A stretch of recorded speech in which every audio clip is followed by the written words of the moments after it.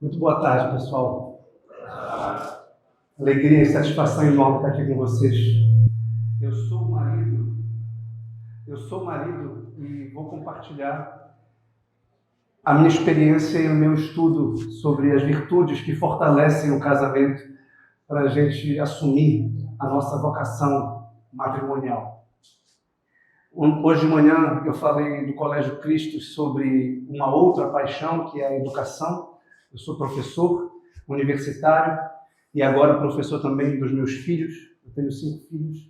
E anteontem eu falei com empresários. Eu também sou empresário desse mundo digital. Então é muito bom falar de algo que a gente vive, com todas as dificuldades, com todos os desafios, com todas as oportunidades de desenvolver a nossa personalidade. A nossa personalidade não é estática, a gente não está pronto, a gente pode dizer que está formado num curso superior, a gente pode dizer, como eu, por exemplo, que está concursado e pode até usar esse particípio passado para falar de certas coisas, ou que nós já estamos casados, né? Mas a vida humana é totalmente dinâmica. A gente está em constante formação, em constante interação, em constante aprendizado. Tanto quanto a gente vem para um bar ou para um restaurante tomar uma cerveja com um amigo e conversa e troca, e pode ser uma conversa decisiva e pode mudar a nossa vida, uma palestra, uma formação como essa também pode nos ajudar a redimensionar o nosso caminho de vida. E hoje a gente vai falar sobre essa dimensão matrimonial.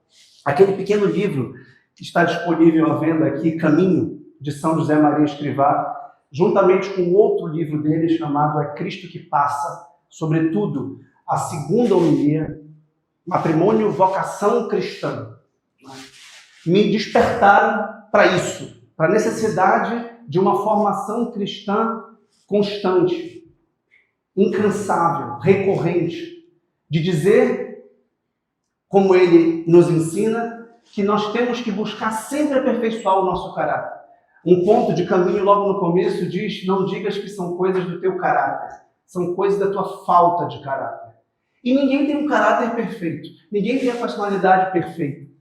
E a gente muitas vezes busca aperfeiçoar o nosso caráter para a profissão, para a atividade fora de casa, mas negligencia e acha que não precisa mais se formar para ser um bom marido ou um bom pai.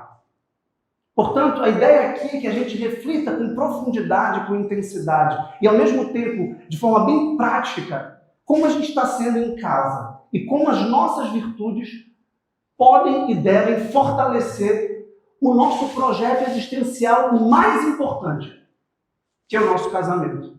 De que adianta o homem ganhar o mundo e perder a alma? De que adianta a gente enriquecer? De que adianta a gente conquistar? A gente ter boa saúde, ter um bom patrimônio, ter uma boa vida, bons amigos, tomar uma boa cerveja, fazer uma boa viagem de costas para nossa esposa, ou sem se importar com o que se passa no coração dela. E o amor pela esposa é tão profundo que transborda no amor aos filhos.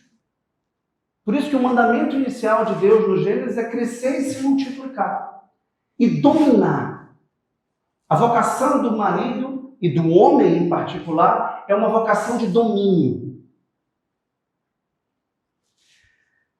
Qual é o argumento principal da palestra? A gente vive uma profunda crise da masculinidade.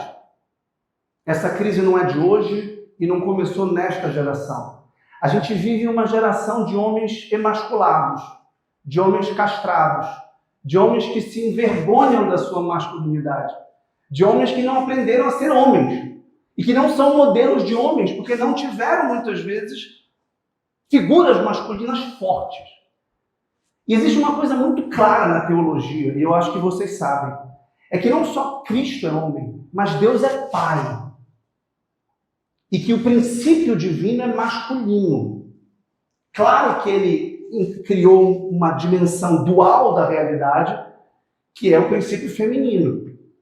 E nós temos uma mãe, que é Nossa Senhora, que gera vida, mas que é fecundada por Deus, que é o princípio masculino.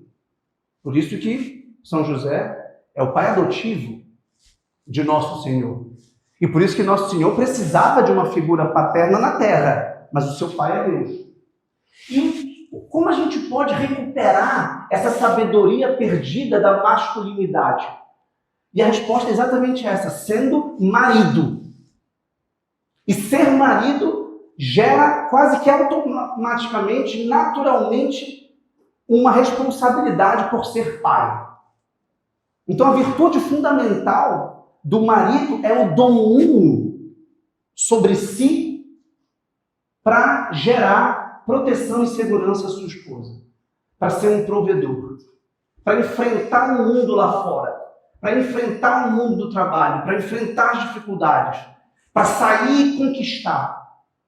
A mulher, a minha esposa acabou de lançar um livro que está disponível aqui também para vocês que quiserem, chamado Virtudes e Vocação da Mulher. E logo no começo ela trabalha com a antropologia da feminilidade, que é intrinsecamente ligada à antropologia da masculinidade. A gente não entende a mulher sem um homem, nem o homem sem a mulher, porque eles foram feitos uns para os outros. E a oposição deles, a diferença deles, é feita para complementação. A distinção dos sexos masculino e feminino é feita exatamente para o amor, para a harmonia que gera vida. Só que isso é difícil, isso é tenso. E há uma diferença sexual entre homem e mulher. E uma das ideologias mais perniciosas do nosso tempo é esse igualitarismo sexual. É essa ideologia unissex, que efemina os homens e masculiniza as mulheres, numa confusão de sexos, numa tensão insolúvel.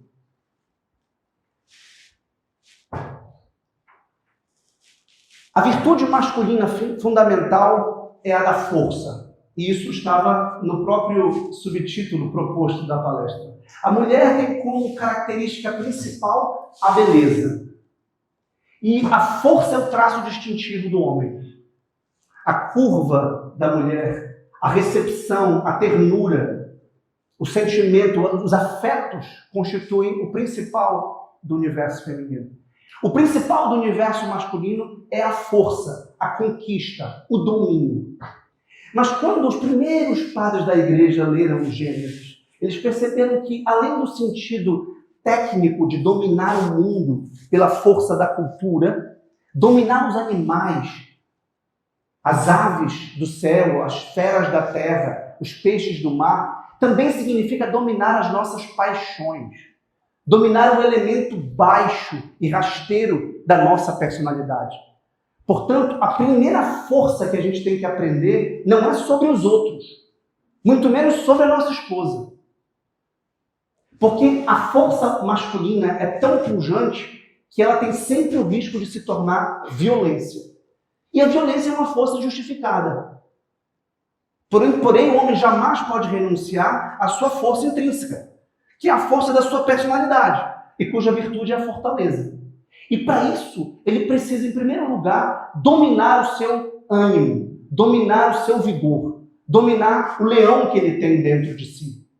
Mas não para castrá-lo, não para se tornar uma cadelinha, mas para se tornar um leão domado, para ter a virtude da mansidão, que é usar a energia da ira, da força, para a finalidade correta e para exercer uma verdadeira autoridade. E a autoridade para nós é serviço. E a autoridade para nós é generosidade, é entrega. E por isso a gente quer, em primeiro lugar, viver e morrer. Viver, sofrer e morrer pela nossa esposa. O objetivo da nossa vida, que é amá-la, é fazê-la feliz. Custe o que custar. E por isso, a virtude da fortaleza, no sentido da constância, da perseverança, da fidelidade, exige um trabalho interior na nossa alma de autodomínio. Portanto, o domínio a que Deus nos exorta desde o começo da criação não é, em primeiro lugar, um domínio exterior sobre o mundo. Não é um domínio sobre os nossos clientes, sobre os nossos alunos, seguidores, sobre os nossos companheiro de trabalho. É um domínio interior sobre as nossas paixões que, por causa do pecado original, estão sempre desgovernadas. E por isso a gente tem uma selva dentro de nós. A gente tem um bárbaro dentro de nós.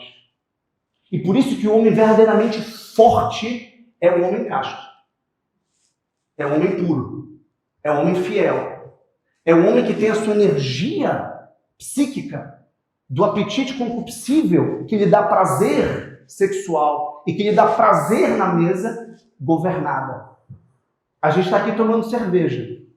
Isso é ótimo. Mas facilmente a gente se rende ao prazer da cerveja e bebe um pouco mais do que deveria. A gente facilmente se rende ao prazer da comida e come um pouco mais do que deveria. E se a gente beber um pouco mais e comer um pouco mais, a nossa barriga vai começar a crescer. A gente vai começar a ficar mais pesado, mais cansado e muito menos disposto em casa com a nossa esposa. E muito menos disposto em casa com os nossos filhos. E isso é fisiológico. Você põe muito mais comida e bebida e o seu corpo está louco para processar e para digerir e para metabolizar tudo isso. E isso vai gastar energia e você vai querer dormir o domingo inteiro. E aí como é que você quer dominar o mundo se você não se domina a si mesmo e não domina o sono? E não domina o sono porque não dominou a fome. E porque não dominou a sede ou o desejo de beber. E porque não dominou o prazer da bebida. Portanto, a principal virtude masculina, que é a da virilidade, a andreia, a virtude do varão, varonil, é a virtude da força.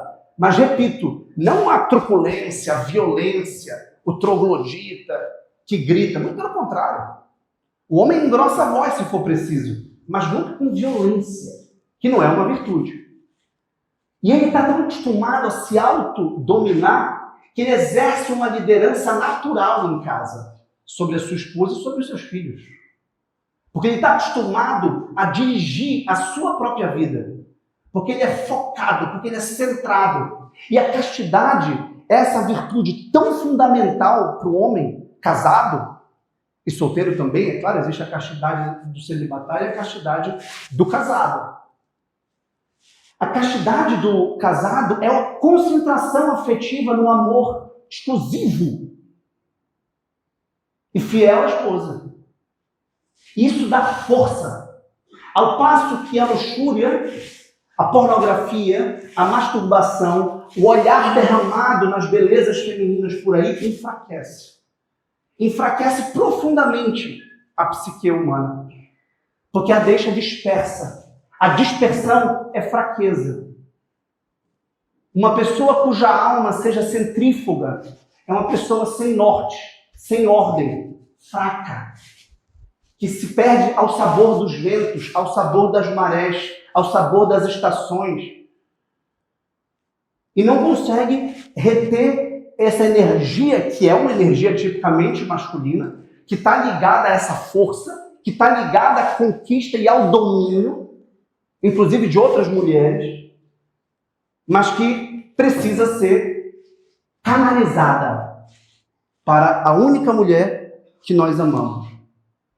E isso gera uma energia muito maior para servi-la, para atendê-la, para acompanhá-la, para nos tornar presentes e plenos diante delas, para nos abrirmos a elas e para permitir que elas se abram a nós. Portanto, força em primeiro lugar. Força que está ligada ao espírito de serviço, à generosidade. O modelo do matrimônio cristão, como vocês sabem, é a entrega de Cristo à sua igreja. E Cristo se entregou e se doou à igreja. E deu a sua própria vida à igreja. E, portanto, o objetivo da nossa vida é fazer a nossa esposa feliz. Em primeiro lugar. E para isso a gente precisa conhecê-la. Parece uma coisa óbvia. Eu já a conheço. Mais uma vez, o emprego do passado. Eu já sou formado, não preciso mais me formar. Você tem fé? Não, já tenho fé.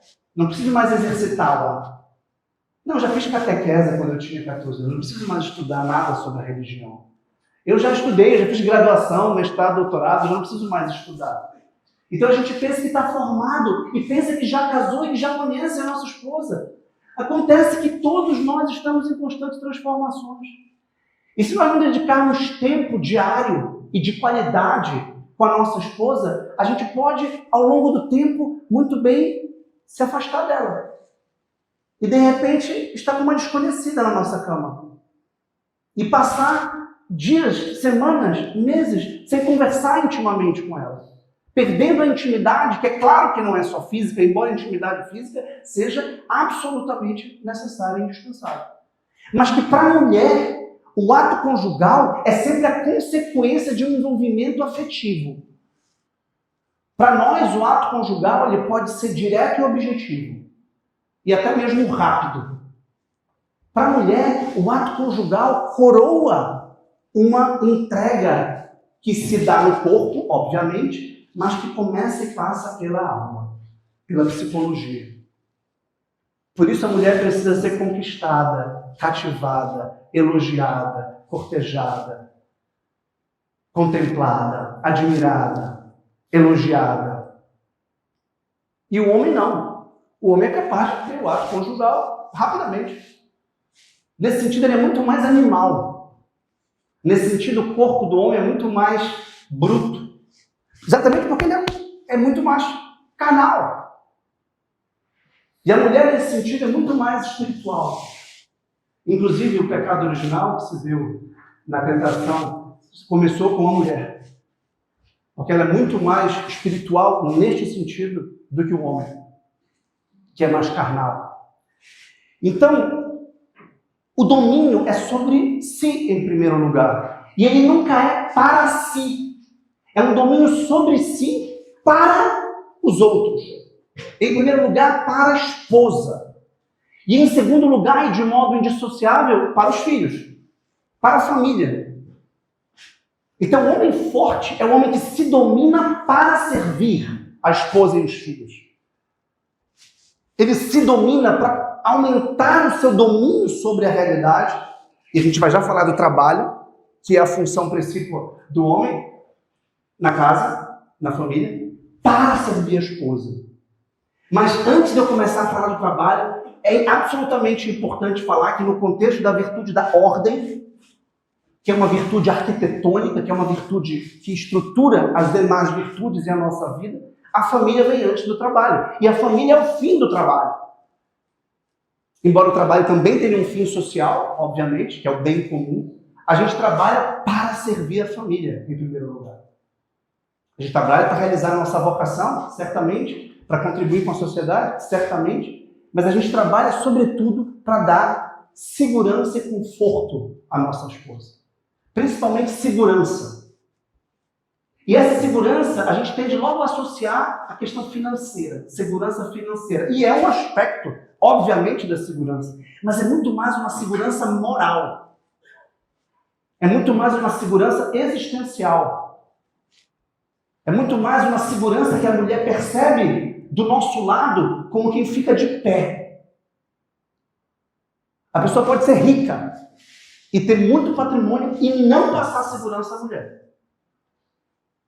E a mulher pode deixar um marido desse, Deus o livre que isso aconteça, por falta de segurança existencial que o dinheiro não compra, que não está na conta bancária, que está muito mais na postura existencial de estar em combate, estar em luta. O homem é aquele que luta.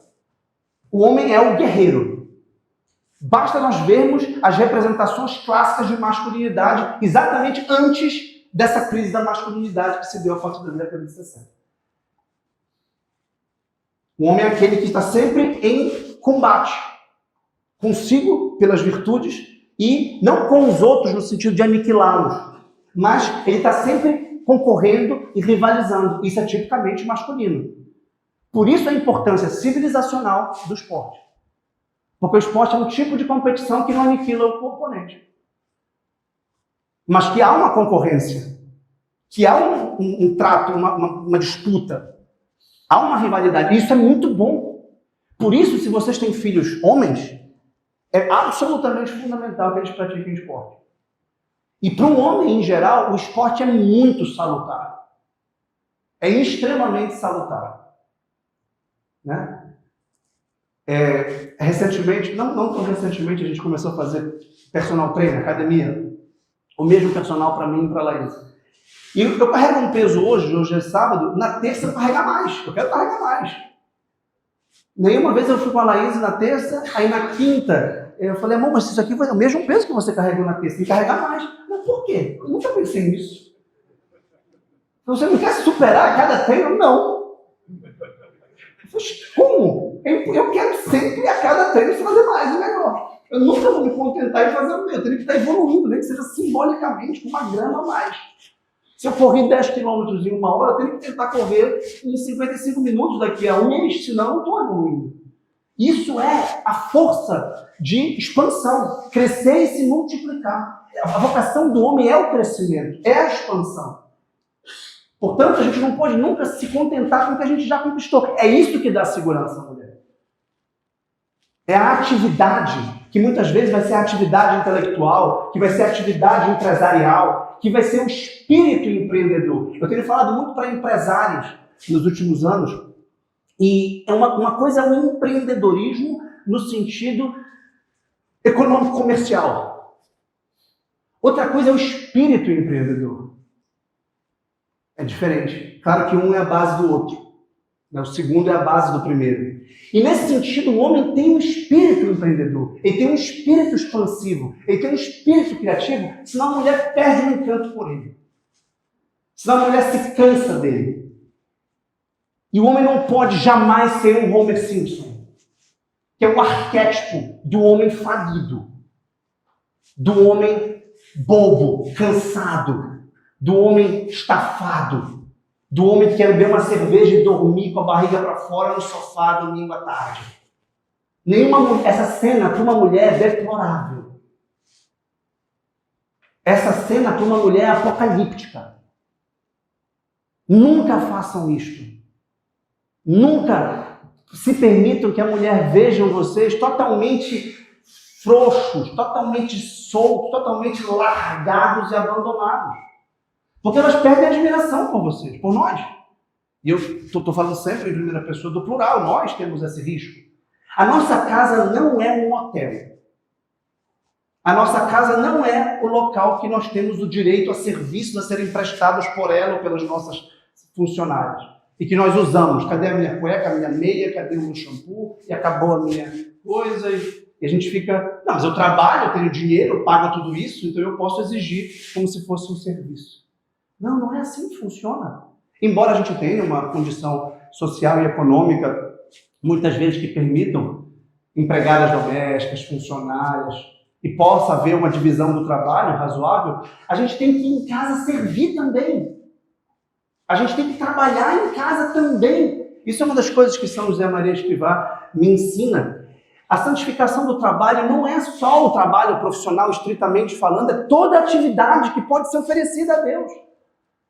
As pequenas coisas em casa. E aí vem um outro conceito, uma outra palavra, diretamente ligada à virtude da fortaleza, à virtude da castidade, à virtude da generosidade, ao espírito de serviço, que é o sacrifício. O homem, e o marido em particular, é aquele que se sacrifica pela sua esposa, pela sua família e pela sua sociedade. Também pela sua empresa, também pelos seus projetos. Tudo que é bom custa. O bem é difícil, é árduo. Por isso que nós precisamos da virtude para alcançá-lo. E qual é o maior bem para os casados? A sua esposa? Que é a forma sacramental com que Deus nos chamou para servi-lo. E o trabalho, que embora não seja um sacramento, também é um meio de santificação, e esse é o espírito do Opus Dei. Fundado por São José Maria Escrivá, que inspira esta palestra. Família e o trabalho são as realidades mais imediatas que eu tenho que santificar. E eu não vou me santificar por inércia. Eu não vou me santificar, eu vou dar o meu exemplo de servidor público federal concursado. Já sou casado, já sou concursado, agora é no automático. Agora é só continuar a vida. Agora a minha vida está resolvida. Eu não vou me divorciar mesmo, eu não vou sair da universidade. Pronto. Então a minha vida agora é só ficar, digamos assim, na esteira, né?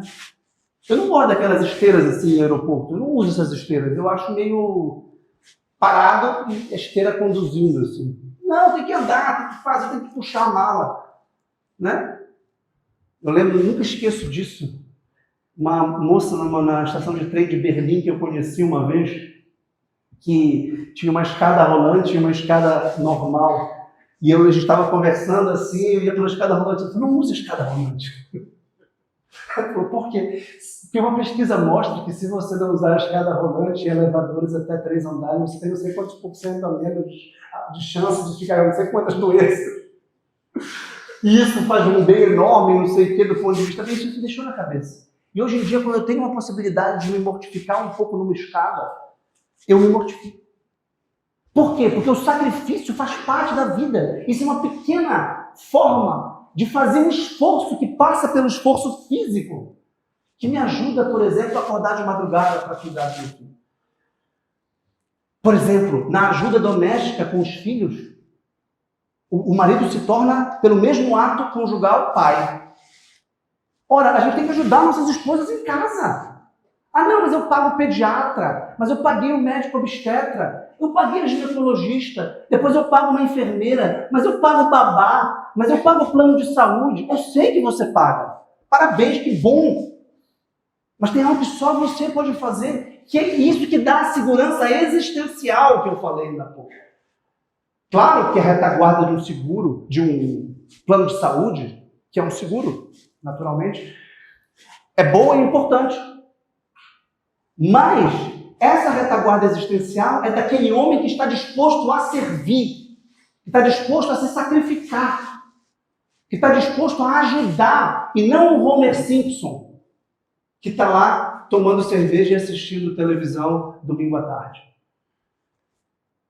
E aí eu queria usar uma imagem muito didática e eloquente, que é a do Simba, do Rei Leão.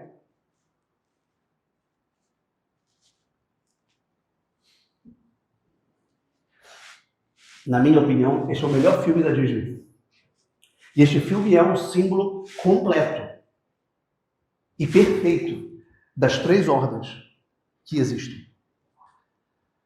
A ordem natural, a ordem moral e a ordem social. A ordem natural, a ordem moral e a ordem social estão intrinsecamente ligadas. E o filme, uma animação muito engraçada e muito divertida, mostra exatamente a perda da ordem moral, a começar pelo irmão invejoso, que é o Scar, e que implode a ordem social do reino e mata o seu irmão Mufasa. E desordena a desordem interior dele pela inveja de querer ser rei, que é um assassino, a inveja que gera um homicídio. Caim e Abel, a gente já sabe o enredo básico, a inveja de Caim o levou ao fratricídio, junto com a tristeza, porque olhas para baixo, né? Gênesis 3. E isso gera, obviamente, uma desordem num adolescente, ou num jovenzinho, que é o Simba, que foge. E que descobre os prazeres da vida na adolescência. Os prazeres da cama, os prazeres da mesa, e que ali estão representados pelaquela filosofia Hakuna Matata, que é uma filosofia epicurista, do prazer. Hakuna Matata significa não ter problemas, não se preocupar e curtir. É a filosofia que muitos apresentam hoje em dia e que nos seduz profundamente numa sociedade consumista. Numa sociedade em que a gente pode consumir o prazer. A gente toca, o celular é uma fonte de descarga dopaminérgica constante. O prazer de olhar, de escutar, o prazer de comer, de beber, o prazer de ir viajar, de ver. E a gente pode, com esse controle remoto, naquela época, né, o controle remoto foi uma grande facilitação, né, do conforto. E hoje a gente tem ao alcance da mão todos os prazeres. E se vocês lembram, quando o Simba se converte? Vocês lembram disso? Existe um marco da conversão do Simba, é quando ele encontra o amor pela Nala. Quando ele percebe que ele não é um leãozinho, um molecote, ele não é um menino que está curtindo a vida doidada no Fortal, que está indo para a praia, que está tomando uma cerveja, que ele acorda a hora que ele quiser, que ele come o que ele quiser, porque ele é um leão comendo insetos. Isso é extraordinário. Porque isso significa o rebaixamento da sua natureza.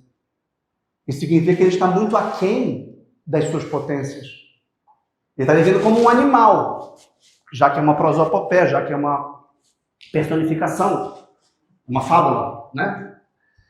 E quando ele encontra aquela mulher, a sua esposa, digamos assim, e ele se apaixona e se envolve, ele percebe que aquele prazer intenso, e tem uma cena muito bonita e afrodisíaca, da cópula e do envolvimento erótico no filme, muito bonito, em que ele se encontra e ele percebe que não é só um prazer, não é só um afeto.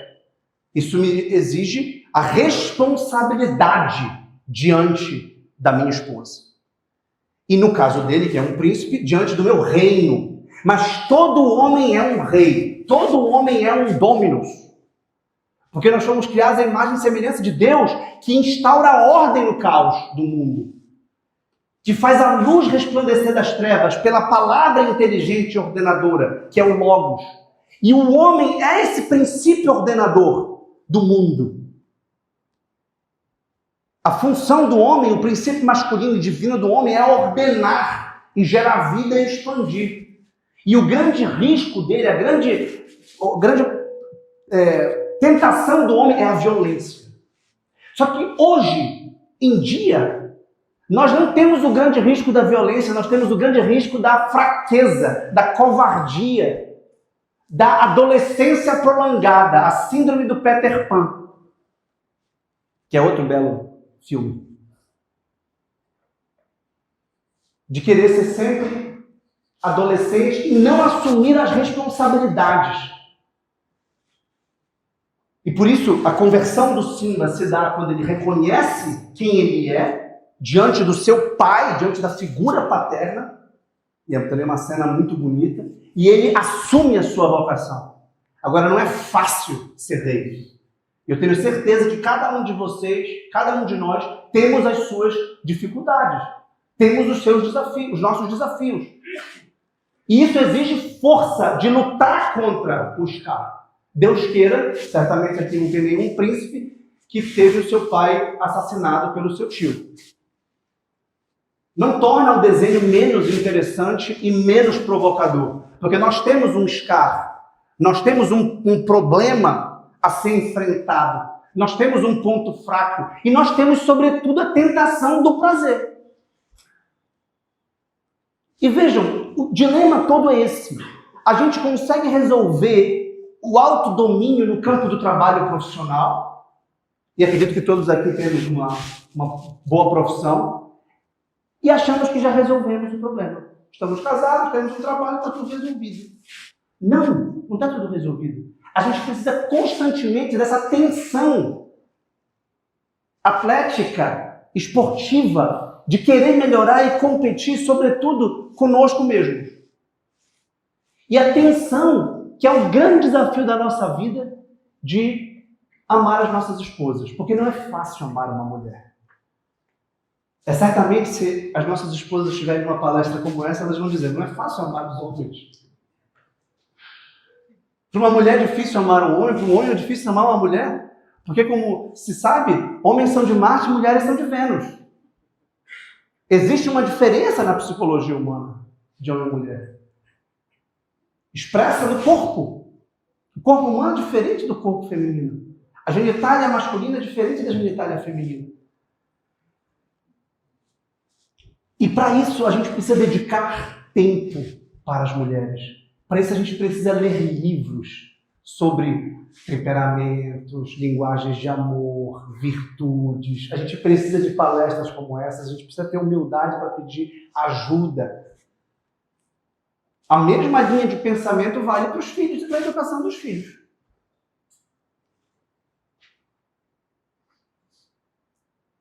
A mesma linha vale para motivação em ser cada vez mais um bom pai. Por quê? Porque a mulher precisa daquela segurança existencial que eu mencionei, que não se reduz à segurança financeira, quando vê no marido um pai, provedor, não só de condições materiais, mas de estabilidade afetiva. Um pai que seja uma rocha. O pai é a rocha da casa. Feliz o homem que construiu a casa sobre a rocha. Veio a tempestade e não... Eu adoro o Vicente, o meu quarto, ele ficou fissurado uma época na história dos 3 porquinhos. Eu lia todo dia. Deve ter umas 10 versões da história dos 3 porquinhos. E eu comecei a inventar, comecei a tentar distraí-lo da história dos 3 porquinhos e colocava chapeuzinho no meio, chapeuzinho vermelho no meio da história, e dizer que o lobo mau que aparecer era o mesmo da chapeuzinho, e começava a complexificar o enredo para ver se ele se distraía. Eu conseguia até. Ora, é uma pequena fábula interessante do trabalho. E o que faz aquele porquinho trabalhador? Ele não é ressentido. Ele não é como o irmão do filho pródigo, que teve inveja. Ele não se deixa seduzir não, eu trabalhei, eu mereço a casa, morram. Não, ele serve, ele acolhe. Ele dá esse esteio. É a ideia da segurança, ele teve controle sobre si para trabalhar, enquanto os outros queriam se desincumbir rapidamente da construção da casa. E depois disso ele tem uma segurança para os seus irmãos. Então as nossas esposas precisam sentir em nós segurança existencial na mais desafiadora das atividades humanas, que é educar os filhos. Educar os filhos. E que isso, repito, nunca... Na minha fala, eu estou negligenciando a importância do conforto econômico, ou da segurança, melhor dizendo, econômica. No entanto, o risco da nossa geração é que ela baste. Por quê? Porque a gente compra tudo, porque a gente paga tudo. Então é como se tudo tivesse um preço, e se eu tiver um meio de comprar e pagar tudo, está resolvido. Ah, você está com dor de cabeça, meu amor? Então eu vou para a farmácia. Você está com fome? Então eu peço aqui uma comida. A criança está chorando, então eu vou ligar para a pediatra. Eu vou mandar uma mensagem aqui para uma babá. Vou contratar uma babá. Pronto. Não é isso. Não é isso que dá segurança existencial para a mulher. Ao contrário, isso pode dar, na verdade, uma certa decepção para a mulher. Porque o que ela quer, na verdade, não é só o remédio ou só a babá. Ela quer a nossa presença ativa, proativa e diretiva. Esse é, do ponto de vista simbólico profundo, a distinção entre o polo masculino e o polo feminino. O homem é a forma, a mulher é a matéria. O falo masculino penetra. A genitália feminina recebe. O falo masculino ejeta, projeta. A genitália feminina recebe. Essa forma com que Deus concebeu a geração da vida é profundamente simbólica para a dimensão masculina da realidade. Então, um homem que não tem essa projeção existencial é um homem masculado. É um homem que não cativa, que não arrasta, que não tem a autoridade. Outra palavra-chave. Autoridade legítima. Que não é violência, que não é autoritarismo, que não é machismo, que não é despotismo.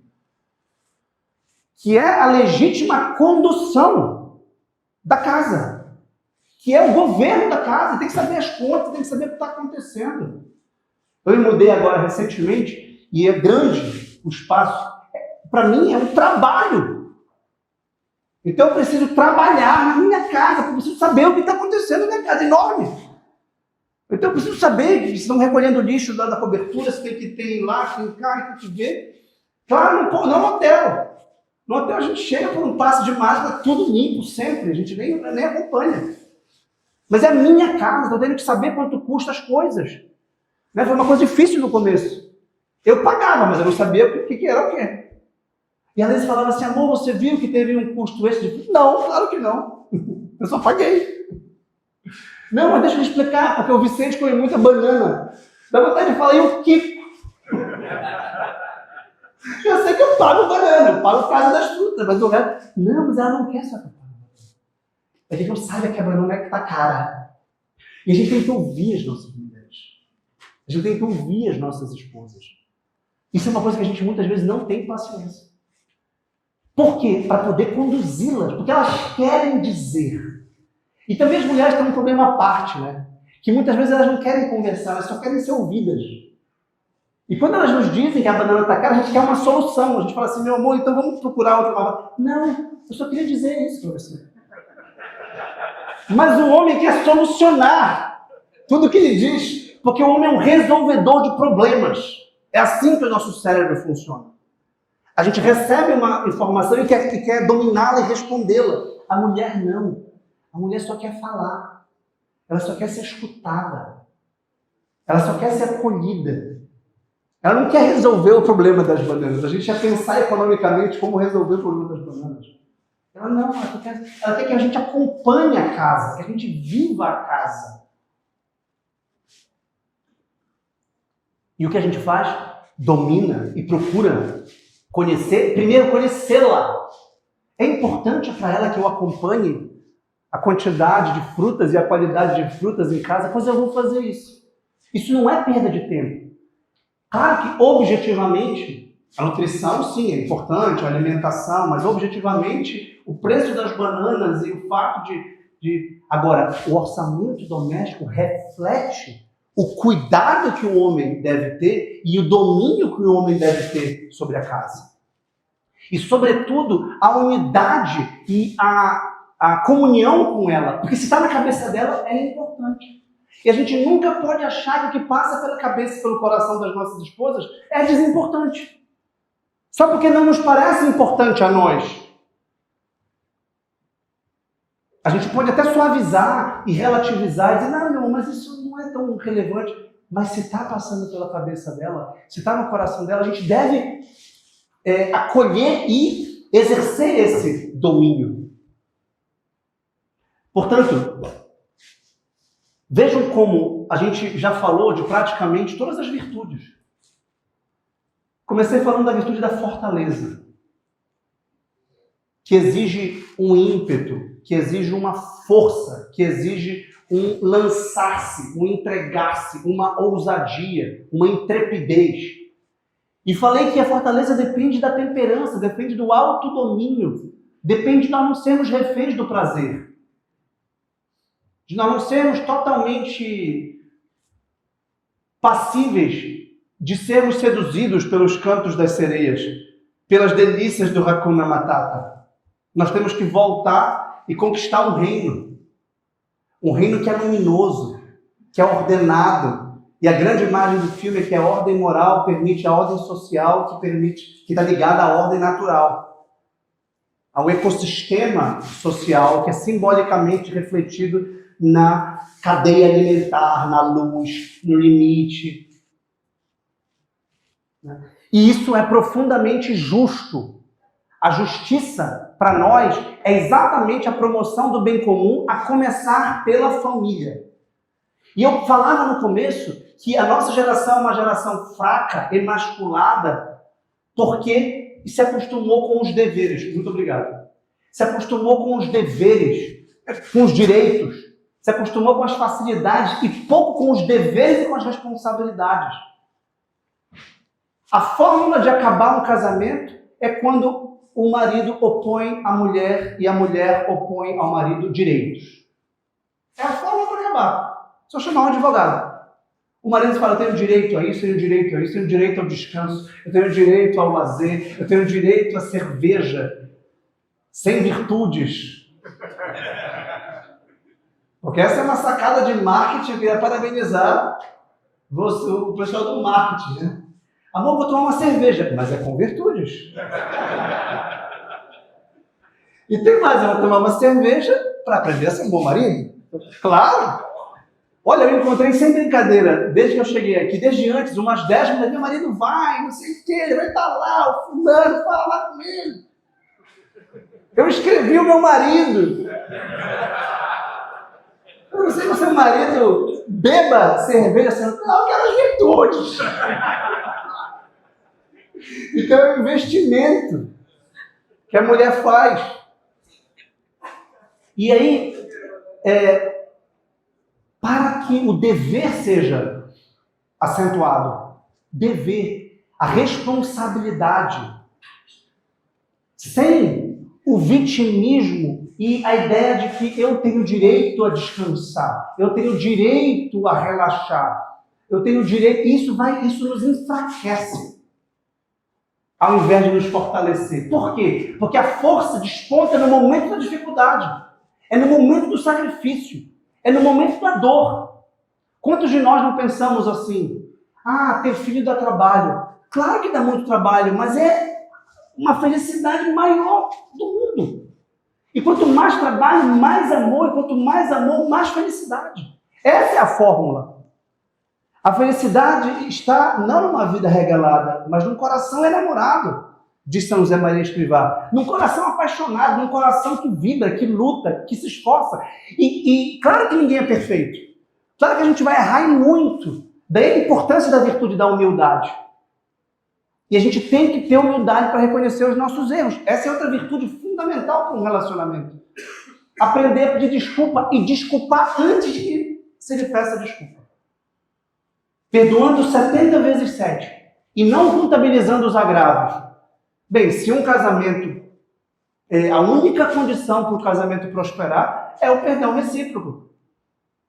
Porque sempre vai haver agravos uns aos outros.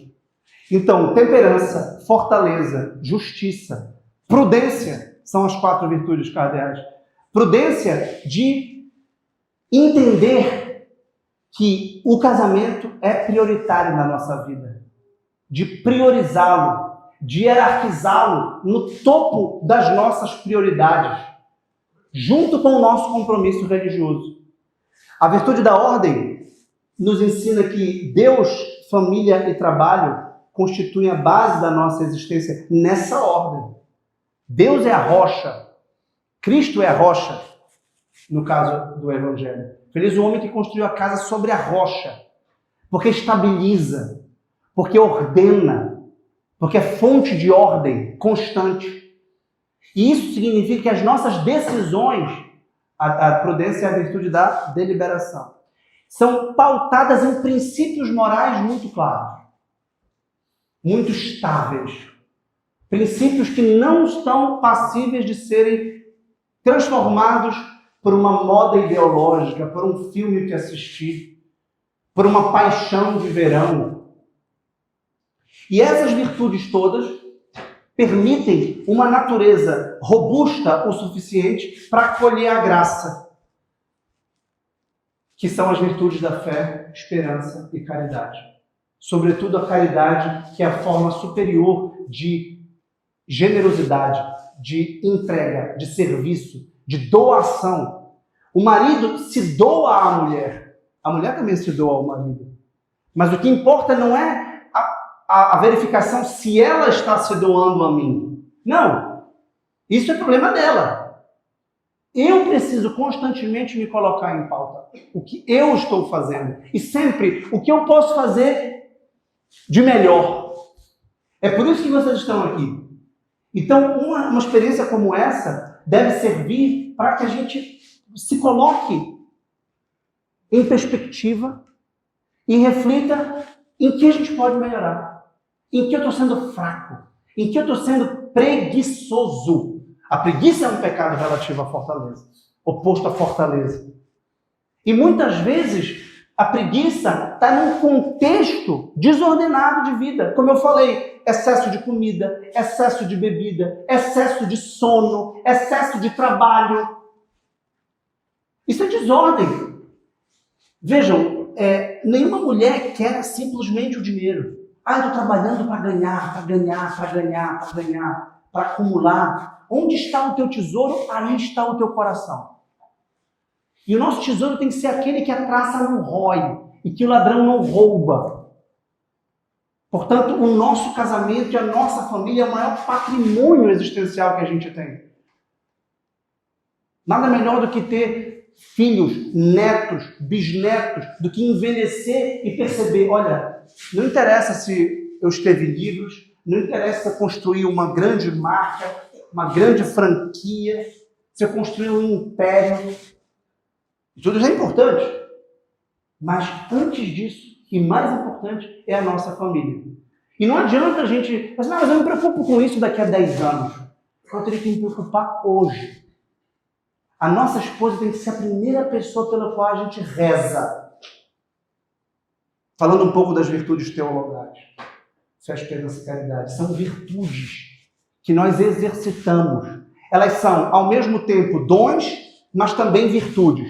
Elas são dons porque elas são dadas de graça pelo próprio Deus, como uma semente. Mas elas também são virtudes porque nós somos o solo no qual essas sementes florescem, germinam e fecundam em atos de fé, em atos de esperança, em atos de caridade. E a reiteração de atos formam virtude. Por isso, numa reflexão como essa, a gente não pode jamais esquecer da importância da prática da fé. Porque se há algo que nos dá força, é a fé. Que nos deixa convictos. E a nossa vontade é o apetite intelectual do bem. É uma força que nos impele ao bem. Mas a gente precisa estar intelectualmente convencido do que é o bem. A nossa inteligência se volta à verdade. E a nossa vontade se volta ao bem.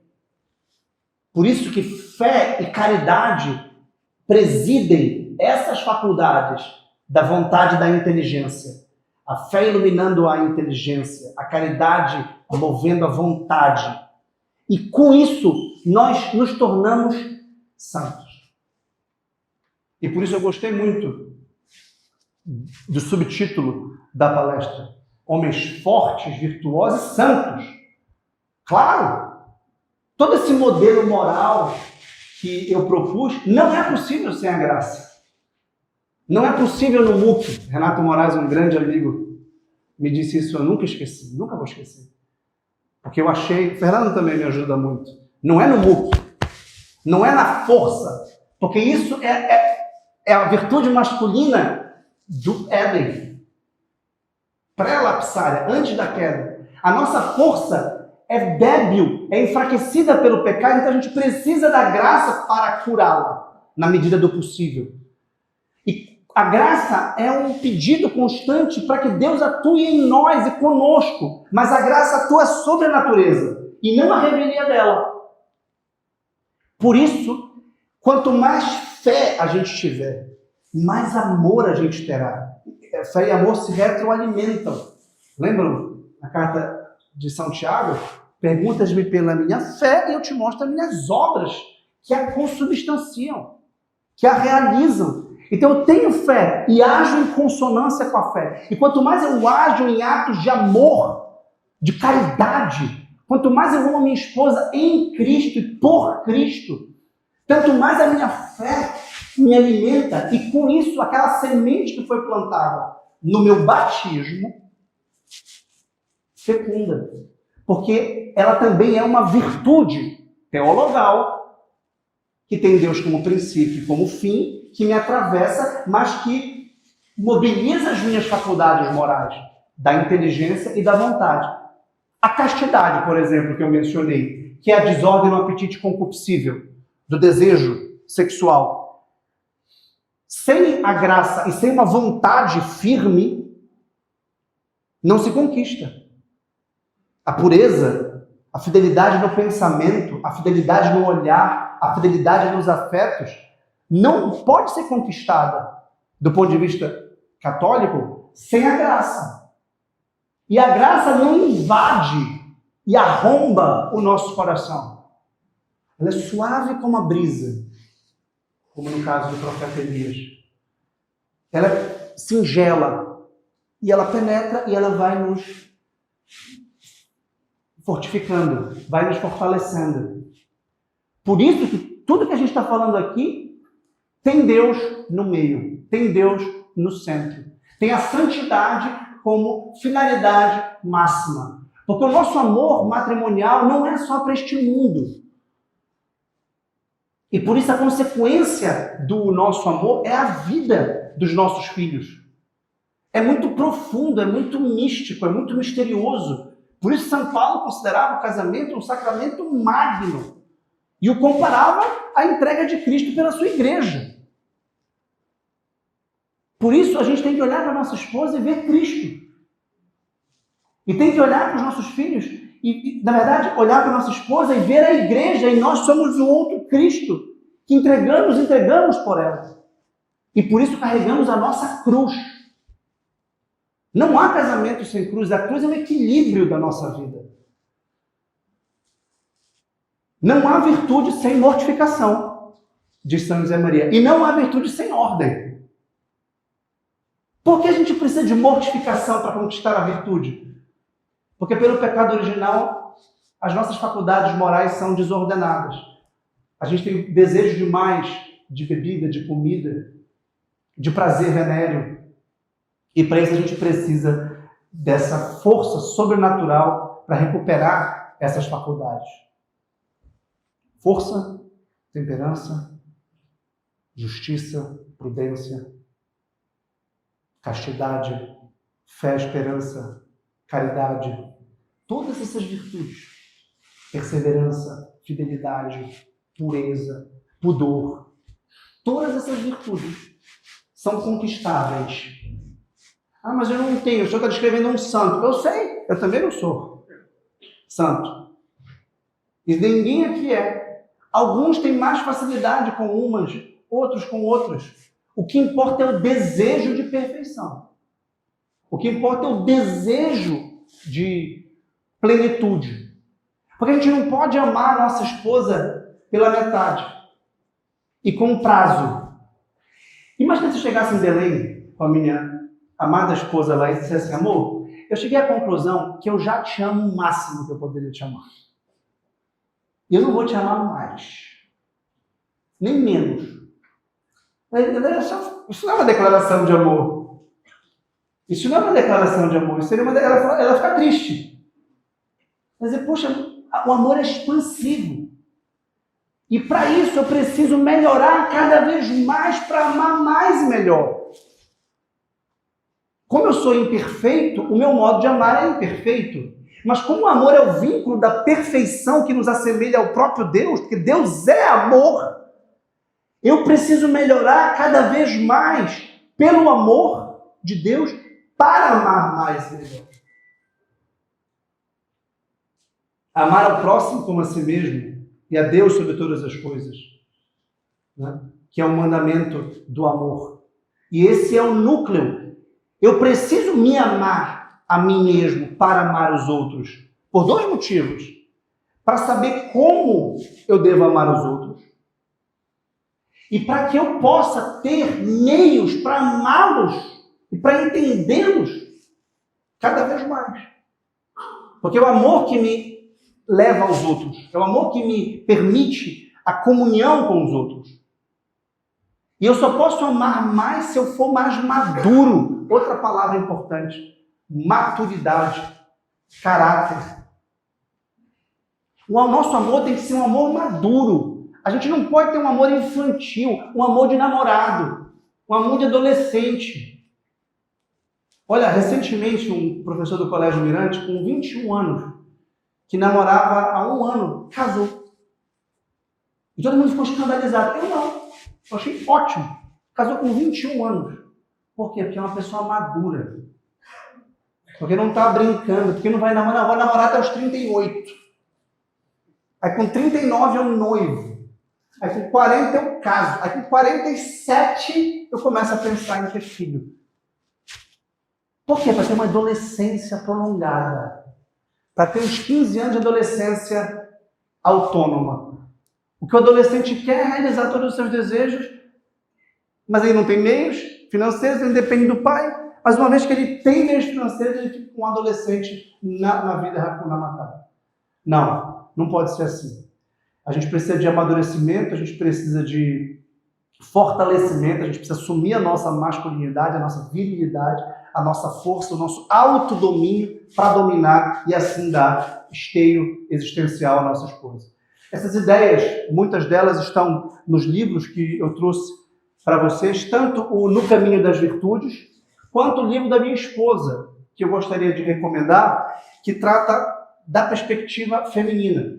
Tanto para que vocês presenteiem as suas esposas, quanto para que vocês as conheçam mais e melhor. Eu prefacei o livro, eu revisei o livro, e foi mesmo tendo acompanhado a minha esposa nas aulas que ela dava na comunidade, entre esposas, que é a dela, e mesmo acompanhando, na leitura do livro, eu aprendi muita coisa. Realmente é um livro muito interessante para que a gente perceba o que elas esperam de nós. Claro que ela está exortando as mulheres a também nos entenderem. Mas como a gente pode unir esse princípio feminino e masculino, que os corpos se entendem, e não é difícil unir o masculino e o feminino na cama, digamos assim. O difícil é unir o princípio masculino e feminino na alma, porque a psicologia feminina e masculina é muito difícil. Então, fica a sugestão e eu estou à disposição para perguntas, e agora é a parte boa da conversa. Obrigado.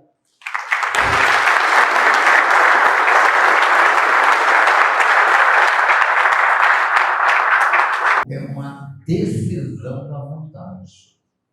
Você tem que se decidir, não tem nada a ver com sentimento. Isso sem dúvida. Mas você tem que se decidir em amar aquela pessoa. Se for o próximo, em ser útil. Eu entendo assim. Perfeitamente. Se for o próximo, é ser útil ao próximo. Compartilhar o bem. Eu estava explicando. Com a esposa é uma união conjugal que passa pela fecundidade do corpo. Com os outros, é um desejo de se unir a eles no bem que é Deus. E de ser útil, de ajudá-los a encontrar esse bem e permanecer no bem. Ou seja, quando a gente dá uma esmola, quando a gente dá uma ajuda, quando a gente é prestativo, generoso, a gente ama porque a gente quer estar unido com ele no bem. Compartilhar o bem de um pão, o bem do dinheiro, o bem do conhecimento, o bem de um livro. Então a gente vê Deus no outro e a gente quer estar com o outro unido em Deus. É um desejo de união no bem. E você tem toda a razão que não é um sentimento.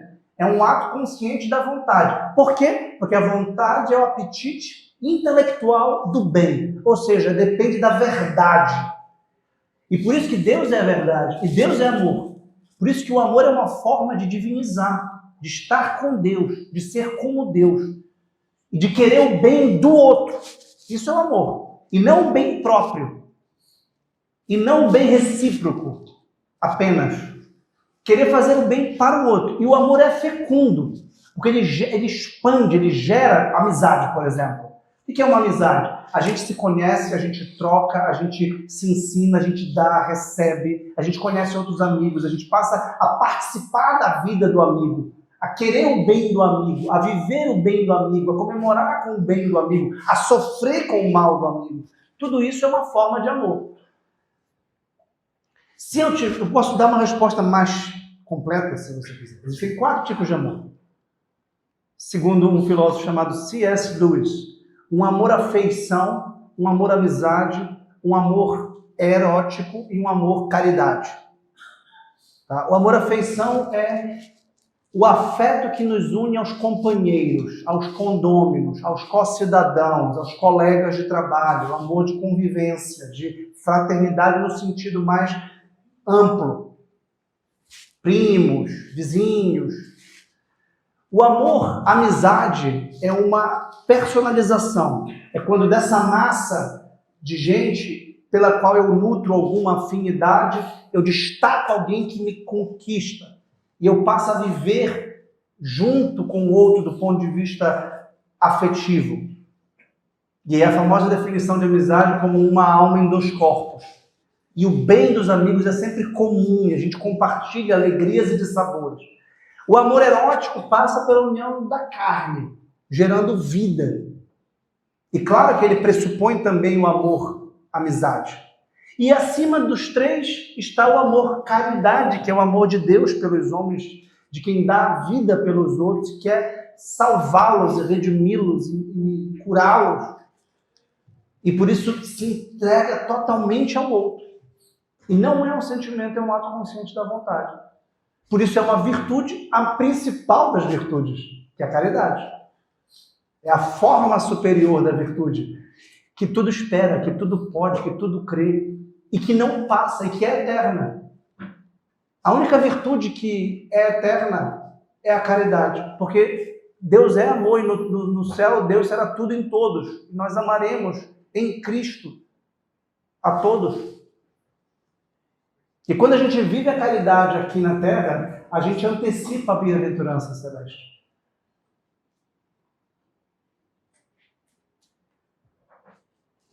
Diga-me, irmão. Professor, boa tarde. Meu nome é Rui. Estivemos juntos quinta-feira e falamos da virtude da ordem, Deus, família, trabalho, sociedade e lazer para descanso.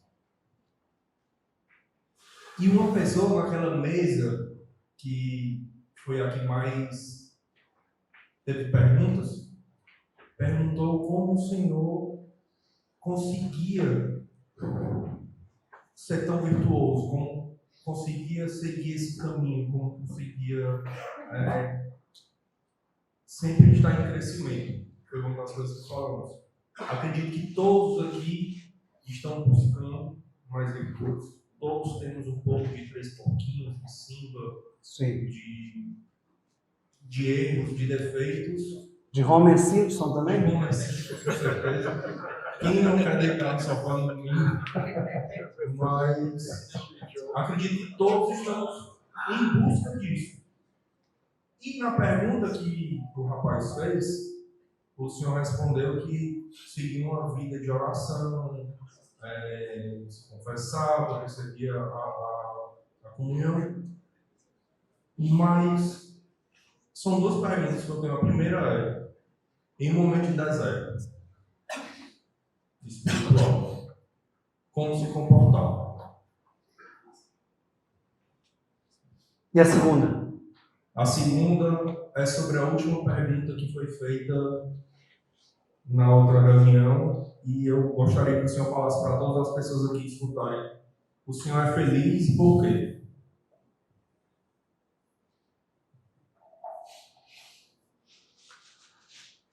O deserto acontece inevitavelmente na nossa vida. O deserto espiritual é um termo técnico da teologia, que é quando a gente fica privado de compensações subjetivas na vida de oração, a gente sente uma aridez, sente uma falta de vontade de rezar, de estar com Deus, de praticar as virtudes, de crescer na vida da graça, na vida moral. E isso pode gerar uma tibieza, uma assídia, uma falta de gosto com as coisas espirituais. É aí que vem a força. Aí que vem a capacidade de resiliência, de perseverança, de consistência, de luta e de purificação. É interessante você falar do deserto, porque O Rei Leão é um filme tão simbolicamente eloquente que existe o deserto. Né? Ele passa, a conversão é sempre intermediada por um deserto de ida e de volta, digamos assim. Que o deserto é uma transição. Né? Moisés passou 40 anos no deserto. Nosso Senhor passou 40 dias no deserto. Então o deserto é um momento de purificação. E a gente tem que esperar. Eu diria a virtude da paciência, que é a virtude da fortaleza no aspecto passivo. A gente tem que saber sofrer. A gente tem que saber... Paciência não é só esperar o que está demorando. Paciência é ficar de pé diante do sofrimento. E ter fé que ele vai passar. Embora durante o sofrimento a gente o considere tão pervasivo, tão abrangente, que parece que ele nos afoga. E por isso a gente tem que andar sobre as águas. Se a gente pestanejar, a gente submerge. E precisa de ajuda. E aí tem que ter humildade para ser ajudado. E pedir ajuda a um diretor espiritual, a um amigo, eventualmente a um psicólogo, a um psiquiatra, a um nutrólogo, a um amigo de trabalho. Porque a gente vai somatizando e a gente vai tendo dificuldades na vida por causa dessa aridez, muitas vezes. E a gente tem que buscar irrigar essa semente que cai à beira da estrada, que está em solo pedregoso ou espinhoso, precisa ser fecundada num solo fecundo da nossa alma. Então, a aridez, o deserto, faz parte da vida de todos os santos. E não será diferente na sua ou na minha. Se você tem um mínimo de experiência na vida espiritual, se você leva a sério a sua vida espiritual, e se eu digo levar a sério, é que ela seja mais do que um final de semana ou mais do que a mera recepção tradicional e passiva dos sacramentos há décadas atrás. Ou seja, se você pratica a fé, se você procura vivê-la com consciência e com desejo de aperfeiçoá-la, vem mais cedo ou mais tarde o deserto. E para isso a gente tem que estar preparado, inclusive, com os recursos adquiridos ao longo da nossa formação. Basta a gente pensar, por exemplo, em um capítulo que a Laís explica isso, as estações do casamento. É uma imagem muito interessante da vida humana. Eu postei ontem sobre as avós, hoje é o dia das avós, né? E uma imagem que me ocorreu, que os filhos estão na primavera florescendo e os avós estão no inverno decaindo. Né? É bonito, a criança está, assim, enquanto a gente vê os nossos filhos na fase do crescimento físico e os avós estão chegando ao fim da sua vida, né? Normalmente. Então, são fases e a gente tem que ter força e paciência e pedir ajuda. Se eu sou feliz, eu sou muito feliz. E merecidamente, por graça de Deus, eu me sinto amado. O motivo da minha felicidade é eu ser filho de Deus, é eu ter sido criado por Deus. Eu consigo ver sentido na minha vida e procuro viver a minha vocação, e isso me faz feliz. Do ponto de vista cristão, eu sou imerecidamente feliz, e plenamente feliz.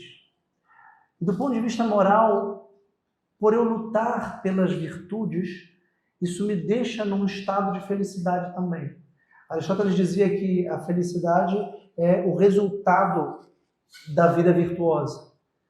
Eu não sou virtuoso, mas como eu luto pelas virtudes, como eu procuro sempre viver atualizando as minhas potências morais, eu tenho um estado de plenitude, que é a felicidade, do ponto de vista moral. Portanto, eu sou muito feliz. Por outro lado, eu reconheço que esta vida é muito breve e muito sofrida. E que a felicidade aqui tem forma de cruz.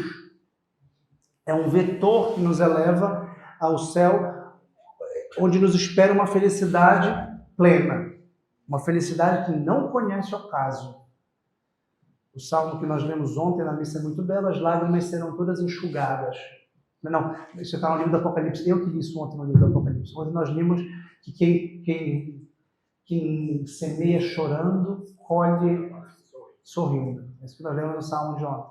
E eu li no livro do Apocalipse ontem, na abertura, eu acho que é do 7º selo, pelo Cordeiro, em que antes da abertura do capítulo 5 do Apocalipse, as lágrimas serão enxutas. Aqui é um vale de lágrimas. Mas isso não impede que nós sejamos felizes aqui. Aqui a forma da felicidade é o sofrimento e a cruz. Por isso que as bem-aventuranças são profundamente contraditórias para qualquer visão humana de felicidade. Bem-aventurados os que têm os pobres de espírito, bem-aventurados os mansos, bem-aventurados os que choram, bem-aventurados os que fome e sede de justiça, bem-aventurados os misericordiosos, bem-aventurados os puros, bem-aventurados os que promovem a paz, bem-aventurados os perseguidos.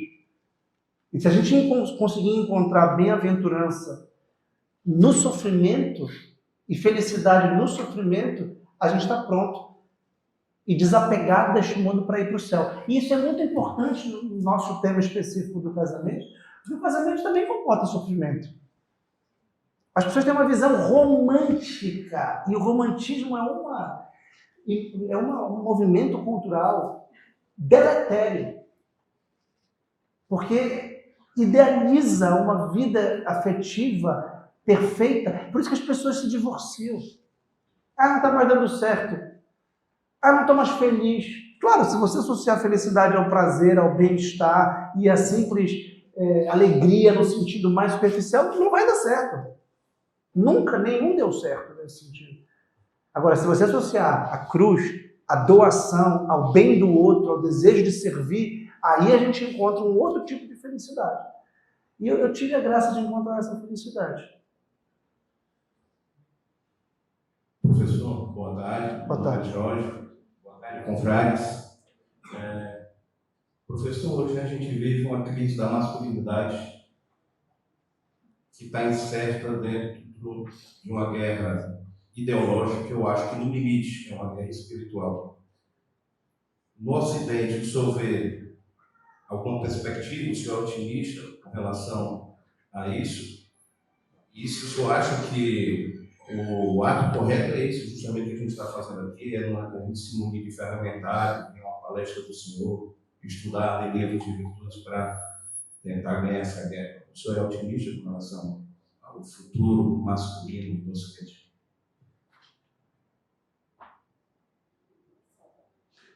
Essa é uma pergunta complexa e difícil, que demandaria uma outra palestra. Então eu vou ter que ser muito sintético.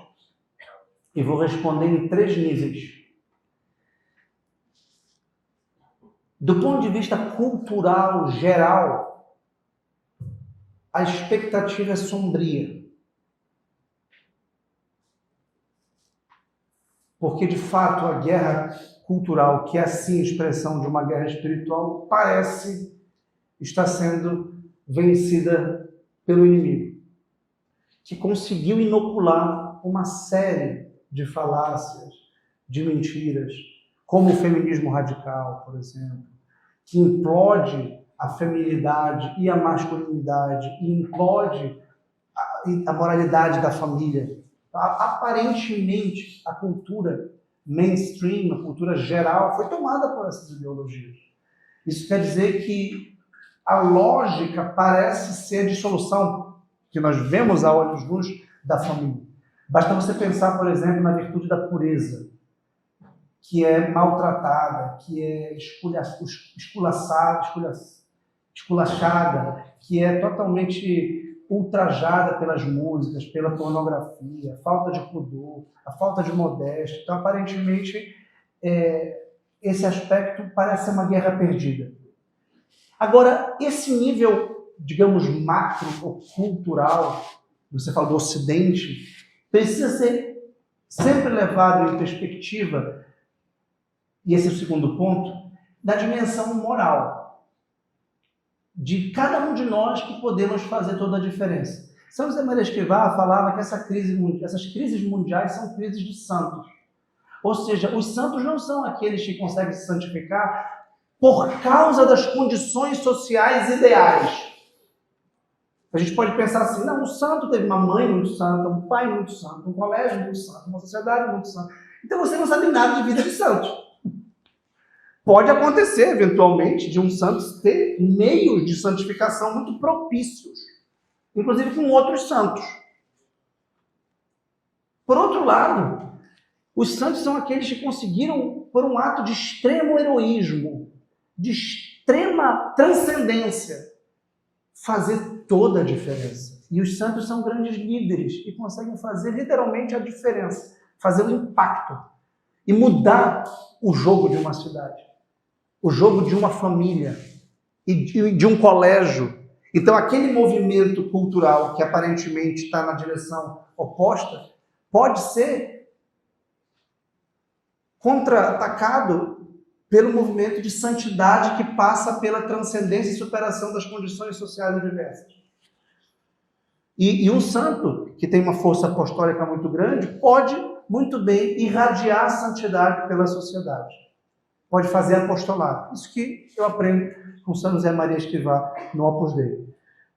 A santidade, ela não depende de condições ideais, ela depende do esforço heróico de servir a Deus Nosso Senhor e de ajudar a que os outros o conheçam, o amem e o sirvam. E isso pode, numa dimensão moral, fazer toda a diferença. E por isso tem a terceira dimensão, que é uma dimensão totalmente imperscrutável, que é o fim dos tempos, que é os dias que estão contados.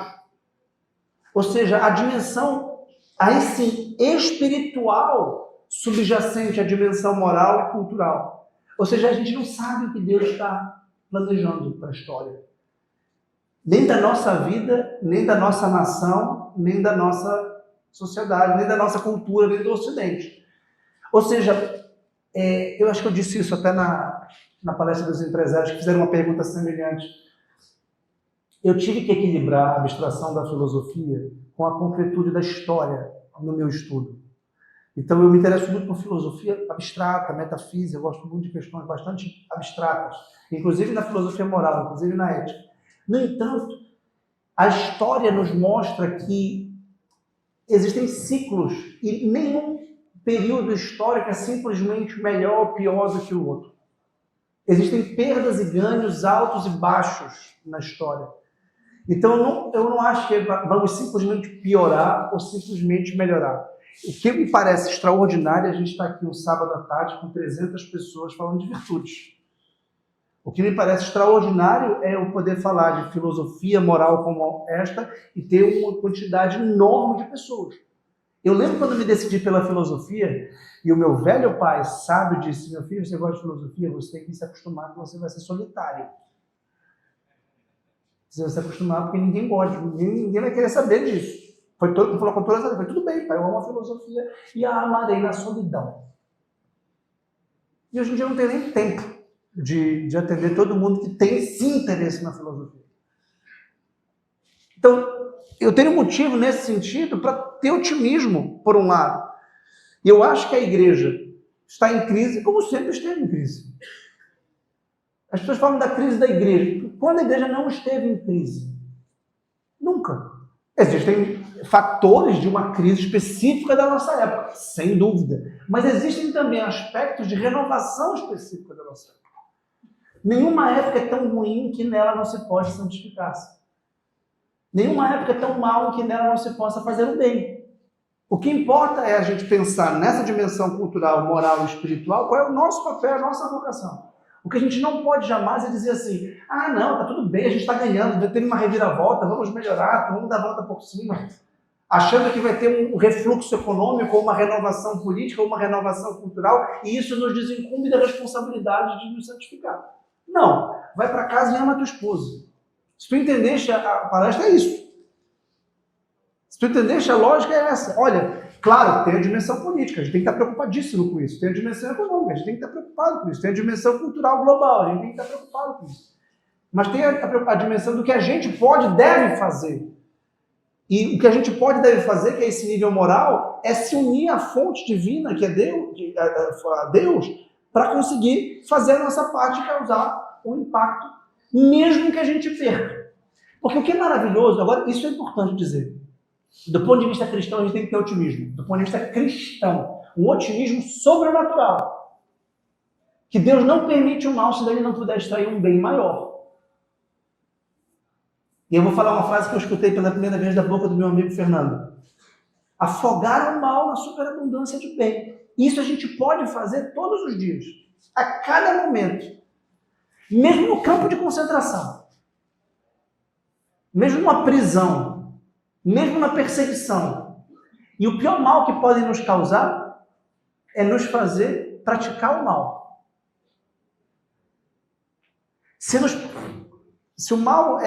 nos acometem o mal, isso não é um mal para nós. O mal para nós é o pecado. Sofrer o mal não é tão ruim quanto cometê-lo. Então você tem que, primeira coisa, parar de pecar. Em segundo lugar, fazer o bem. E dependendo do que Deus espera de você e da sua vida, isso vai repercutir, isso vai fazer a diferença. Essa é a igreja militante. Aqui a igreja não é triunfante. Aqui a glória é a cruz, lembra? Aqui é coroa de espinhos. E o trono é a cruz. E a gente tem que carregar a nossa cruz como estandarte da glória. E isso gera otimismo, né? Porque esse rei já venceu. Não te dá gosto saber que o rei a que tu serves já venceu? Que é Cristo, dizia São José Maria Escrivá. Não te dá alegria servir esse exército que já venceu. Só que tem um detalhe. Já venceu, mas tu tens que lutar. Como se já venceu? Pois é, porque tu vais completar na tua carne o que falta os sofrimentos de Cristo. Tu vais combater o teu bom combate. Esse combate que só tu podes combater, que eu não posso combater por ti. E que tu vais vencer se tu envidares os meios necessários para o fim, que é o amor. E em geral, eu acho que já teve muito pior. Eu acho que já houve momentos de desilusão e de desolação maior do que hoje em dia. Hoje em dia eu vejo muitos focos de renovação moral da sociedade, espiritual da igreja. E nesse sentido eu também sinto um certo otimismo.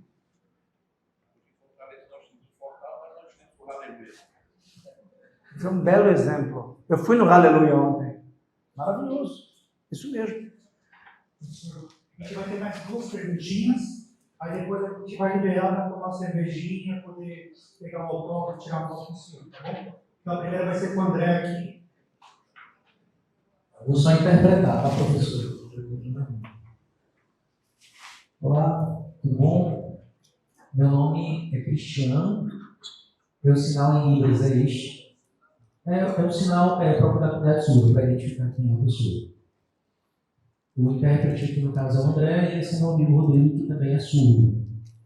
Bem, eu vi a sua explicação, a sua palestra, e entendi, mas eu fiquei com uma dúvida particular no caso, porque pode ser que seja bobagem, mas eu quero te perguntar porque para mim vai ser importante isso.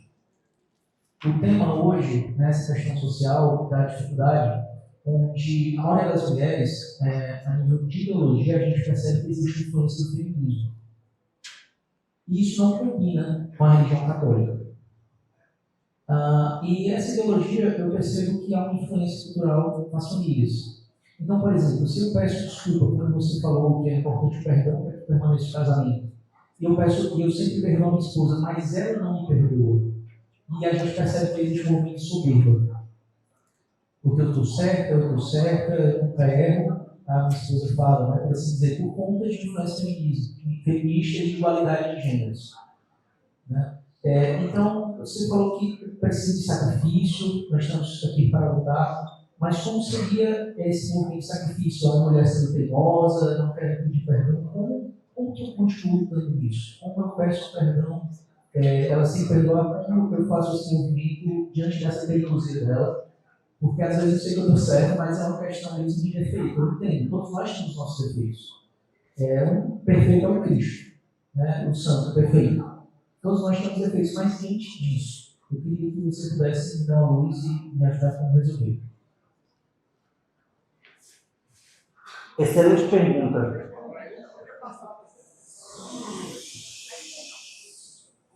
Não me parece que o problema que você relata seja especificamente pautado na ideologia do feminismo. O tal empoderamento feminino de que a mulher tem que assumir cargos, papéis, deveres, responsabilidades, muitas vezes confrontando o homem, muitas vezes competindo com o homem, no fundo revela soberba. Principalmente como no exemplo que você dá, uma mulher que não quer perdoar é simplesmente soberba. Nem precisa ser feminista para ser soberba. Se ela acha que você não é digno de perdão, repito, ela pode simplesmente estar marcada por uma soberba profunda e não só o feminismo. De fato, o feminismo é uma ideologia anticristã porque prega, de certo modo, uma rivalidade entre os sexos e uma relação de contra-ataque e que pressupõe uma opressão do patriarcado. E do lado da mulher, uma necessidade de defender e contra-atacar, como se ela fosse crescer ocupando um espaço que antes era do homem. Portanto, o modelo feminista é um modelo de oposição e guerra entre os sexos. E o modelo cristão é um modelo de amor, de complementação, de união entre os sexos. Mas não perdoar não é só um problema eventual de uma mulher feminista. Eu acho que a gente precisa ajudar as mulheres, nesse caso específico, com a humildade, com a capacidade de perdoar, com a capacidade de relevar, com a capacidade de se unir a nós, se você estiver falando, como eu entendi, da sua esposa e da relação conjugal, para o bem comum, para o bem dos filhos. Os filhos, eu poderia ter referido isso, eu prefacei recentemente um livro do Fulton Sheen chamado 3 para Casar. E é muito interessante como ele fala que o casamento é sustentado pelo terceiro polo, que no céu é Deus, Cristo, e na terra é o Filho. Que uma gangorra não se equilibra. É muito difícil equilibrar uma gangorra, ainda mais porque é muito improvável encontrar uma pessoa com o mesmo peso. Digamos assim, para que a gangorra ficasse estabilizada. E o triângulo de Deus na terra, no céu, e do Filho na terra nos equilibra, porque a gente não está mais no modelo de oposição. A gente está no modelo de composição para servir o terceiro. Ou seja, Cristo e o Filho. Brigar com a esposa, se opor, ter direitos e deveres, e reivindicar direitos e deveres, e ficar assim, não, mas eu estou certo, não, você está errado, mas eu tenho direitos. Não é um tipo de argumentação positiva, e eu sei que o feminismo induz e promove esse tipo de oposição, mas, repito, nem toda mulher feminista tem essa ideologia no sentido de, não, você me deve, eu mereço, eu não faço. Isso é soberba, isso é falta de amor e é falta de vetor para o terceiro, que é o filho, que é o bem do casal. Isso é muito misterioso. Um homem sofre, a mulher sofre, mas a família está feliz. Paradoxalmente. Às vezes o sofrimento individual dos dois gera um tipo de felicidade da família que é melhor do que a felicidade do divórcio, supostamente, ou a diversidade dos indivíduos sozinhos. É melhor sofrer junto do que ser feliz sozinho. E quem disse isso foi o Vinícius de Moraes. Você não sabia nada de amor. Casou 8 vezes. E disse que só amou a sexta. É piada, né?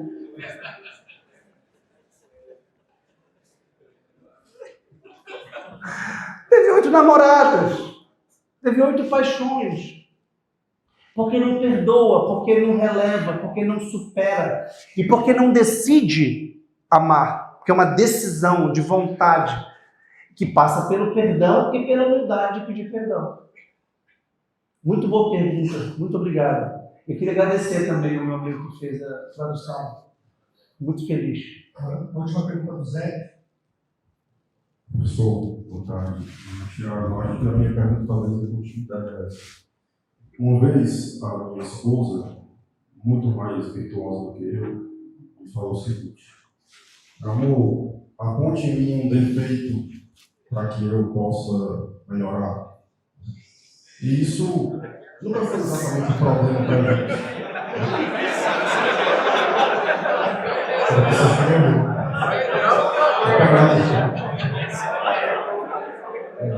você quer? E aí, Qual foi a sua resposta? vou pegar aqui minha Bíblia. Acontece que isso nunca foi exatamente um problema para a gente. Desde o início do nosso namoro, a gente sempre se corrigiu, se ajudou, né? A gente discutia, a gente nunca fugia de discussões. Né? Então a gente foi crescendo junto e se ajudando junto e um ajudando a melhorar o outro.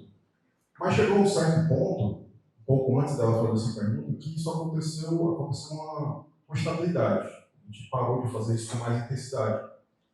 E eu percebi em mim que eu comecei a me preocupar mais com o que eu devia fazer do que ficar prestando atenção nos defeitos dela e apontando o que ela deveria melhorar. Né? Na minha visão, a gente já estava relativamente bem, pelo menos para aquele momento. Né?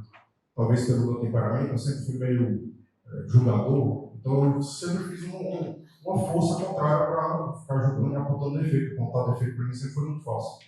Então eu fiz o esforço contrário. Né? Então, quando ela fez essa pergunta, eu não tive facilidade para responder. Eu fiquei até inseguro para dizer alguma coisa para ela, porque eu ficava com a sensação de que eu estava sendo reclamando, né? Reclamando de alguma coisa, mesmo que ela tivesse me pedido. Aí eu não consegui dizer exatamente. Né? Porém, depois eu fiquei meditando e pensando que talvez realmente, obviamente, possa ser um dever de caridade de fazer uma correção. Mas até hoje eu não consegui me sentir bem e à vontade para fazer isso de maneira mais direta. Né? Então a minha pergunta é, como eu posso equilibrar a caridade para fazer uma correção para o bem dela, para que ela melhore, obviamente eu quero o bem dela, quero que ela melhore, mas também a fortaleza de olhar para mim e dizer aguenta e não ficar reclamando. Né? Como eu poderia equilibrar isso? Excelente pergunta.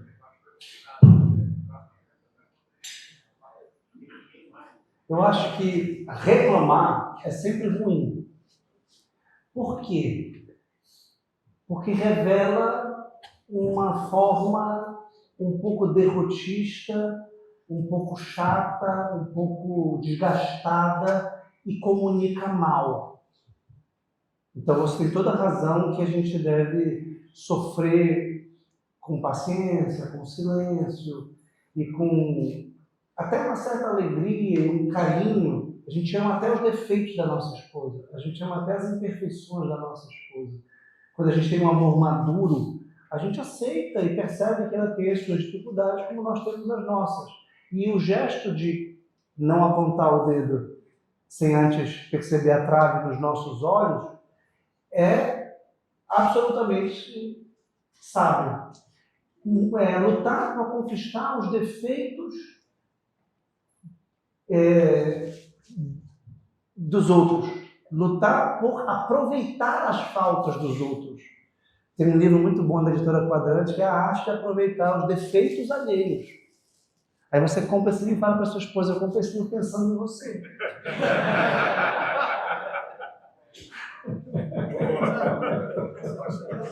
Eu comprei esse livro para eu ler, mas para entender os seus defeitos. Estou brincando. Ou seja, a gente tem que buscar viver isso com uma certa naturalidade. Agora eu entendo também, e acho que você tem toda a razão, que a gente deve também ajudar as nossas esposas e ser ajudados por elas. Eu também, ainda há pouco eu perguntei sobre a felicidade, eu deveria ter dito, estava pressuposta, né? Eu sou muito feliz com a minha esposa, com os meus filhos. E eu tenho uma relação de muita amizade com a minha esposa, de muita troca, de muita conversa, de um exercício muito grande de autoconhecimento de cada um de nós e do casal, e de como um casal interage, e o que falta para um sobra no outro.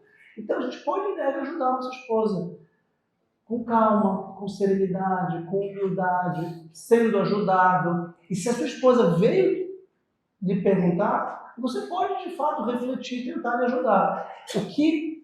Aqui eu vou confessar uma dificuldade pela qual eu já passei, que muitas vezes pela qual eu ainda passo, que é, em casa, como eu tento estar, como eu falei, ativo, dominador e presidindo a casa, sendo, digamos assim, líder na casa, e principalmente educando os filhos. Por exemplo, eu mando os meus filhos arrumar a cama deles. E a gente conduz a vontade incipiente do filho arrumando junto com eles. Só que eu não posso ficar mandando a minha esposa arrumar a cama. Eu também posso arrumá-la e pedir para arrumar comigo. Mas eu não posso ficar educando a minha esposa como se ela fosse uma criança. Porque quando a gente está assim, no papel de educador, né, o filho tem que levar o prato para a pia depois de comer. Aí você vai para a esposa, leva o seu prato também antes. Eventualmente ela não leva.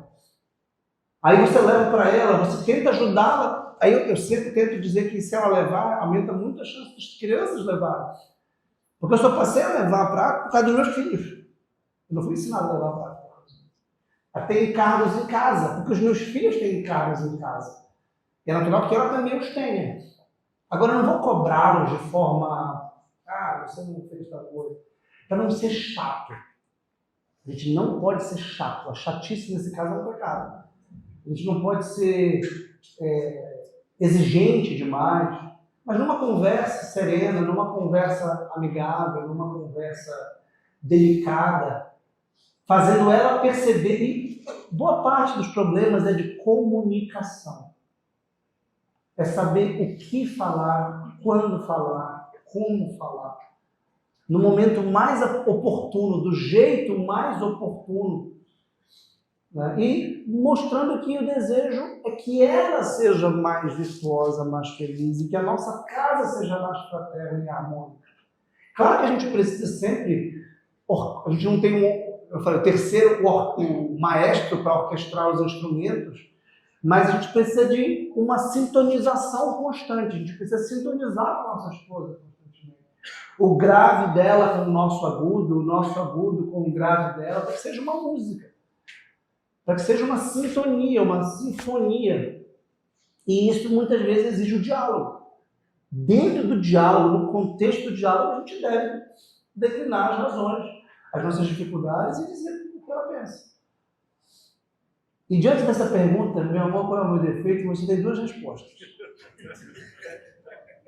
Você pode dizer nenhum, meu amor. Ou são tantos que eu não sei nem por onde começar.